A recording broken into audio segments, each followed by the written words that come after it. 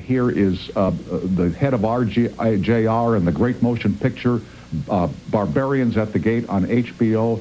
And here is Murphy, and here is one of the good guys named Jim Garner. James, thanks for coming on, and welcome to our show. I am nervous to be in your presence. Why? Well, you see me at the club every day. Well, I understand that, but you know, when I was a young man working in broadcasting, I was the booth announcer on Sunday night for an ABC affiliate in Atlanta, Georgia. And I watched you every Sunday night, and I mean, to think that I'm even allowed to say hello to you, because I loved you so as a kid watching you on Maverick, and to know you in person as the good friend that you are, it just makes me very, very happy. Well, you don't give me that respect at the club. You're always putting a needle in me. Oh, stop it. Why did it take so long to do Maverick again? You know, it's just a natural. We all loved Maverick when he first came on, and as the box office shows right now, my friend, your picture's #1 or very close to it. People love Maverick today. Well, yeah, they do, but, you know, it never occurred to me they're going to make a motion picture out of it. And until just a couple of years ago, they weren't making motion pictures out of old television series, till The Fugitive, really. And, well, I guess Batman was the first thing to do, but, you know, it didn't occur to me they'd do it, and then it never occurred to me I'd be in it, you know, because it's been quite a little while now, about 38, 39 I understand years. I understand that, but you still... Mel took the initiative.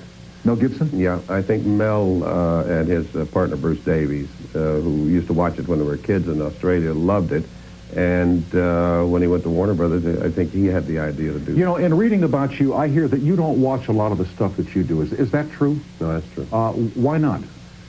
No, I don't like to watch me. I always think that I wish I'd have done something else than what I did. And so it's like going to see dailies, you know, I'd say, oh, let's do that over. I hate that. You know, so I just don't watch dailies either. What about the first time you ever saw yourself on film? What was that like? It was frightening. Really? It really was. Gosh, it was a commercial for Winston cigarettes the first time, and I was so bad. I don't know why they ever hired me, you know, but it was frightening. I still cringe at the time. You know, when I started in radio, with the first time they play your voice back to you on tape, you think, gee, that sounds awful. Yeah. It sounds so crummy. And most people who do what we do, you acting, me interviewing in the news, most people I know don't like to watch themselves on television or don't enjoy watching movies that they're in. They feel very self-conscious. The guy I thought was the worst was George Raft. George Raft would, I was on Herb Kupsnitz's show in Chicago with him many years ago, and they played an old film clip of his, and he looked at me, and looked right at me all the time, and you could see perspiration coming out because he could hear it. Yeah. And it really just scared him to death. Now, here's a tough guy, right? But there's a lot of people that are frightened by it. I don't know why. You were watching as Mel Gibson plays Maverick. What was that like for you? I mean, here, you are the creator of Maverick. I mean, there were other brothers, to be sure, and other characters who played the part, but I believe the signature definitively belongs to you, and I wonder what it was like to watch somebody else play your character. It was wonderful. Really? It was really wonderful. Mel is so funny. He's a very clever guy and very witty. And he's got a lot of charm, and he's good-looking, and I don't like him. He's also got a lot of money. Now, he's just a super guy, and I loved watching him do it. And, of course, I got to play another character, which was fun. And, you know, I had no, you know, I don't know, jealousy. Oh, no, I wouldn't think you would have. I don't feel I own the character. I really don't. Jack Kelly played it. Bob Colbert played it. Roger Moore played the English cousin. I never felt that I owned it. You know, it's anybody's to play. Mm-hmm. Great fun character, though, huh? Oh, gosh. Oh, man. The people are loving the movie. They really do. I know they do. The other one that I used to love watching, because on Sunday night they ran a whole slew of stuff. They had Sugarfoot, and they had one night you'd get Nick Adams and the Rebel. Was that his? The Rebel. Yep. And McQueen had Wanted Dead or Alive. And Cheyenne came on and all. Was it fun to do them? Yeah. Well, you know, you're young in the business, and heck, then you just thought, that's a job. Great, you know. Because the first thing I did on television was the first episode of Cheyenne. No, it wasn't. That's right. I did some other things for Warner Brothers before that. That's the first series I ever did, though. How do you like this? I know there was a time you hated doing I'm not, You still don't like it, do you? no, I'm not good at it. You'll notice my palms are sweating. Really? I don't think I'm that clever, and I'm not that smart, and I don't have that much to say, and my opinions are just my own. They're not anything to brag about. You are one who certainly did not play by the rules in Hollywood. You felt that you had been wronged, and you pursued justice in the courts. Yep. You felt that you had been taken advantage of, and you pursued the truth at peril to your popularity among the executives in Hollywood. Apparently, it has not hurt you at all. Well, no, when you talk about the executives in Hollywood, if there's still money to be made, they don't care what you say or do. If they feel, there's a profit in it, what I say or do is not going to make any difference. Okay. But you certainly took on the studios when you felt you were owed money, and you were awarded money by the courts. And what was the fallout from all that? Like, would other actors say to you, Jim, you're hurting yourself? Jim, don't. Not other actors, but there were people. I remember when I sued Warner Brothers in 1960, I think. 60 on the Mavericks. It wasn't about Maverick. It was my contract with the studio. They breached it, and I called them and breached the contract. But I had Abe Lastfogel, if you remember, people like that telling me, Jim, you'll never work again. You really shouldn't do this and whatever. But and also they said I couldn't win. But right is right, and it didn't bother me. It just didn't occur to me. Where does that come from, Jim? I know you grew up in my background. You grew up in the Midwest, Oklahoma. Yeah. Where your words, your bond, and if you're right, you go that's the way you go. And a handshake meant something, Jack. Yes, it did. Yeah. Yes, it did. And still does to me. Even though I've been in this town a long time, I just can't play their game. I'm still going to play mine. And like when you were in school, did you have a religious schooling, or was it a public schooling? No, it was a public school. But was your family religious, or did they have a lot of conviction? Well, not really. I have, part of my family was more religious than others. My father and my mother died when I was about three or four. And so we were raised pretty much by relatives. And I went to church every Sunday. I went to Sunday school, until I was about 13. And then I kind of left the church aside. So it's not so much religion or anything with me as it is human beings and dealing with people. And the Golden Rule and the Ten Commandments. The Golden Rule I believe in, absolutely. And what about leaving Oklahoma? Did you do that? Did you come here, or did you go in the service and then come here? No, when I was 16, the day I was 16, I joined the Merchant Marine. That was 1944. And I just had to get out. I didn't know where, but I found out I didn't want to go to sea. I found that out. I got seasick every day I was on the ship. But, I left very early. I went back and forth a few times. To Oklahoma, but I came out here in about 1953 to stay. And I read that you pumped gas for a time. You worked at a gas station. Oh, I've done about 70 different odd jobs. I pumped gas. I worked in clothing stores. I worked in supermarkets. I worked driving a truck. I worked trimming trees. I did about, and I worked with my dad laying carpets. I've done a lot of work. You laid carpets? Yeah. And did you like any of those jobs? Never found one I liked. Never found one. Not until I got this one. And how did you get this? I read where somebody said, you ought to be in pictures. Well, I had a more than one person say that in my life, and I just didn't want any part of it. I'd look at those photoplay magazines and all that. I said, look at those people. They don't live a life. It's all fantasy, So I didn't really want any part of it. And a man named Paul Gregory, who told me I should be an actor, a few years before, and he was going to be a big producer, and I said, good luck to you, It turned out he was, and I got back from Korea, and I saw his name in an article on him in Time magazine. I said, well... Give him a call, huh? Well, not really. Not really. I'd gone downtown to go to work or try to get a job, and I'd coming back, and his name was on the building, and I pulled into a parking space. Hold it for 1 second. He's in a parking place. I have a commercial. Back with James Garner after these messages. We're with James Garner, who is in the motion picture Maverick, which is now on view in theaters across this country and doesn't need our help because it's doing terrific business. And you were in the parking lot going to meet the guy whose name you saw in Time I'd been magazine. downtown looking for work, right, and I didn't get it. I was trying to go to Arabia to work in the oil fields, and they didn't need any roughnecks. So I was driving down the street, and I see Paul Gregory's name up on a building, and a lady pulled out of a parking spot. And if she hadn't pulled out of that parking spot, I would probably have never been an actor, because I pulled in and went in and talked to him, and he signed me to a contract. And before Maverick, what did you do waiting for Maverick? I did the Cane Mutiny Court Martial, the play, for over a year. It was on Broadway and whatever. I was a movable prop. Then I did it for 3 months in the National Company in a speaking role, which was fun. And then I did about 6 television shows for Warner Brothers. Okay. And then finally, Maverick. I did Sayonara and a couple of movies, and then Maverick. Overnight sensation, huh? Yeah, overnight, yeah. Here is Molly on the toll-free line from Bellevue, Ohio. Hi, Molly. How are you? I'm fine. How are you, Tom? I'm fine, thanks, Molly. Thanks for joining us. And here's James Garner. Hello, Jim. How you doing? Hi, Molly. I wanted to ask you, how was it different of doing the first Maverick to doing the second Maverick, the one you just finished? Well, he wasn't Maverick in this one, Molly. Well, I know he wasn't, but... Well, the difference is it's really 2 different kinds of comedy we're playing. In the motion picture today, it is just slam bang, joke, and it's in the old one, it's much more wry humor and quiet humor, but right.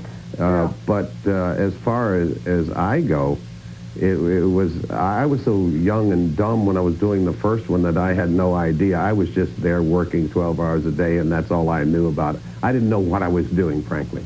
Now, did you enjoy doing television better, or did you enjoy doing the movies like you did with Doris Day and all those? Well, movies are much easier to do. You've got more time and more money to do it. And television is you've got to be there, and you work 12, 14 hours every day, and there's just no let-up. Even when you make a movie such as Barbarians at the Gate, or is there some leisure time, or that's like making episodic television, you move rapidly? Yeah, you've got a little more time doing like cable movies. HBO pictures. HBO movies. You got a little more time because you got a little more money to deal with, but it's still rapid pace. You've got 21, 22 days to do a 2-hour movie, wherein we were 4 months on Maverick. And do you know where the laugh lines are as you're doing the Maverick, the motion picture? Do you pretty much know where it's going to be? I'd say 99% of the time. Every once in a while you get one. You just didn't know it was that funny. Yeah. What else, Molly? Well, it's so great to talk to both of you. Tom, I talked to you the night that Naomi Judd was on. Oh, surely. And my husband did get the medicine that's helping some. Oh, that's great. I'm glad to hear it, Molly. But, and I was so glad that you had Anita Funicello on the other night. Wasn't she sweet, though? Yeah. Yeah, she really was. Molly, have a great weekend, okay, hon? Yes, and good to you, and I hope you feel better, because you know what happens when we get older. It takes longer to heal things. No, we start falling apart, Molly. Right. Molly, I'm falling apart. Goodbye, hon. Oh, Bye-bye. All right, here's Pat in San Luis Obispo, California. Hello. Hi, Tom. How you doing? Fine, Pat. How about yourself? I'm doing fine. I saw the fella on Saturday Night Live who did you, the one in the hotel room. I think that was Dana Short, wasn't it? Or Dana Carvey? No, I think it was Piscopo. Episcopal. It's a He had your enunciation down completely. Anyway, here's James. Say hello. Hello, Jim. How you doing? Fine. How are you? I grew up with you in the Rockford Files. Grew up with you in the, I hate to say black and white, but I grew up in the black and white Maverick. I loved it. What my question is, I'm wondering, would we ever see a reunion of Rockford?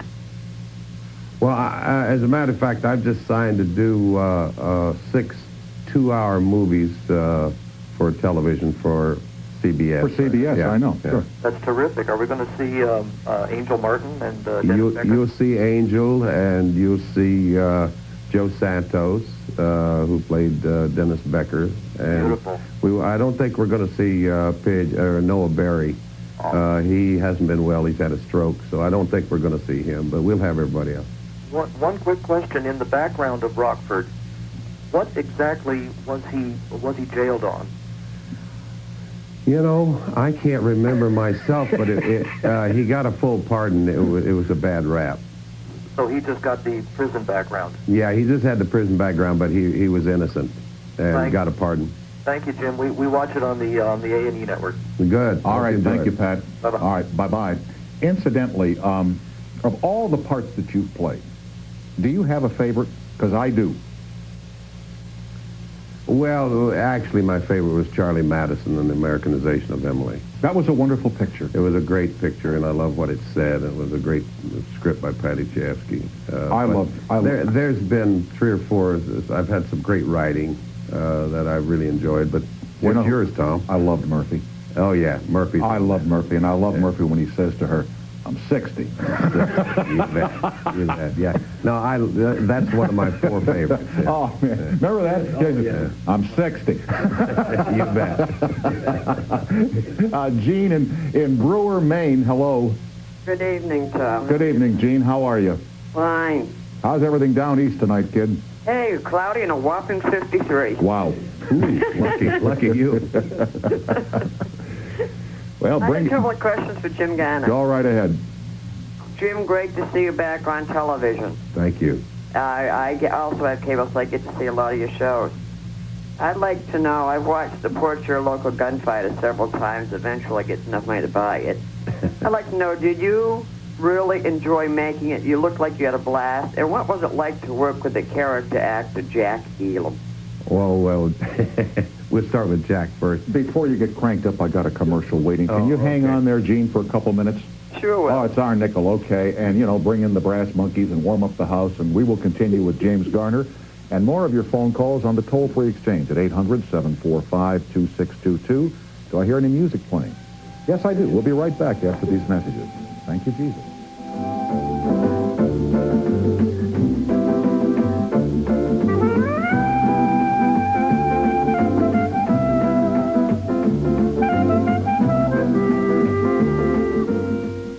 So, Gene, who was the actor you asked Jim about again? Oh, Jack Elam. Jack Elam, yeah. Yeah. Jack is one of the nicest guys in the whole world, and I enjoyed working with him. I did Support Your Local Sheriff and Support Your Local Gunfighter with Jack, and he's just a great guy. He'll gamble on anything. Oh, really? He'll bet you the sun won't come up if you give him the right odds. But we had great fun. I love to work with him. What else, Gene? I was wondering, is your movie Cash McCall, is that on home video yet? That was one of the first movies I can remember seeing you in, and I enjoyed that. I imagine it is. It's been out there for 35 years. I imagine it is. I don't pay much attention to that, but I'm pretty sure it is. Do you have a library at home of films that you've been in? My wife is just trying to put one together because I never keep memorabilia. I know. I don't keep pictures. I don't keep anything. And she's just trying to get all the old films that I've done and put them together in the library now. And you're going to let her do that, I hope. Yeah. Yeah, you got to have that. Gene, I'm glad you called. Thanks, and it'll be warming up real soon. I hope so. By the way, do George and Barbara Bush, are they coming up there this summer? I have no idea.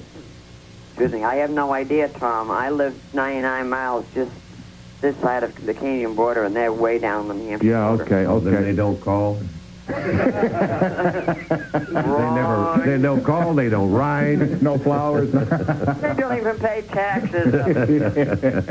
I'm glad you called, Gene. Thanks. Thank you. Good All right, night, bye-bye. gentlemen. And last call here from Ray in Terre Haute, Indiana. Hello. Oh, Tom? Hi, Ray. How are you? Just fine, sir. I'm glad after all these years I get to talk to you. I lost your cable channel. I finally switched. I got CNBC, and so great to see you again. You're still super in tops. You haven't lost a thing, buddy. Thank you, pal. I appreciate that. Now, here's another man to say hi to, James Garner. Yeah, Mr. Garner. Hi. Of course, I love all your films. Barbarian of the Gates, I just loved it. Tears, I mean, the whole bit. It was just super. It runs your whole gamut. You're so great at comedy. I really appreciate it. Thank you. Grand Prix, being from Indiana, we just finished a race. I want to know if you're still as interested as you were. Do you have a chance to come this year? Or I just got back. I just got back 2 days ago, and yeah, I've been going there since '58. I love automobile racing, and I think that of course I've done it for all the others, and it's getting safer and safer. Thank goodness. And yeah. Young man came in second place. I think he's going to be a winner. He was something, wasn't he? I was really happy for that young man. He did a great job. I've been watching him for the last 3 or 4 years drive, and he's quite a driver, Villeneuve. Yeah, that's great. Well, that's really all I had. Tom, is there any chance to get in the picture? Yeah, I'll tell you what. I'm going to put you on hold and leave your address, pal. Okay. But I'll tell you, and I'm not kidding you here, we're fresh out, and they're on order, and as soon as we get them, I'll send one your way. I appreciate it. Okay, Ray, thank you. Usual. Okay, pal, put him on hold and get his address. We'll send him a picture postcard. You know who was in here, who went to the race and sang the national anthem again? was the Gomer Pyle. Jim Neighbors. Yeah. And boy, what a comeback. It's so great to see him up and around. I was really happy to see him. I saw him there, and I talked with him, and he's really doing good. I'm really happy for him. Now, when you go to the race, like, do they have good eats around Indianapolis? Oh, everywhere. Yeah? Everywhere. There's some places there, well, I probably shouldn't give them. There's a place called the Iron Skillet, makes the best fried chicken in the world. Oh, yeah? And then I go to the Country Kitchen, which is they don't have any gravy there or anything. No. No, and gosh, my wife's watching this, and she's going to know that I ate chicken and dumplings, and I ate chicken fried steak, and I had mashed potatoes and gravy, and all those things I wasn't supposed to have. Last night I was there, I said, I don't care, I'm going to do it. Yeah. By the way, before you leave, here is about 30 seconds of Jim's new movie. It's in the theaters right now, and it's doing great business. And here's a little bit of why. It's from Maverick. Take a look. Well, why aren't you fixing that wheel? The wheel is perfect. Well, why don't you help him then? He's going to kill you when he gets back. Oh, no. In the long run, he'll thank me in his prayer.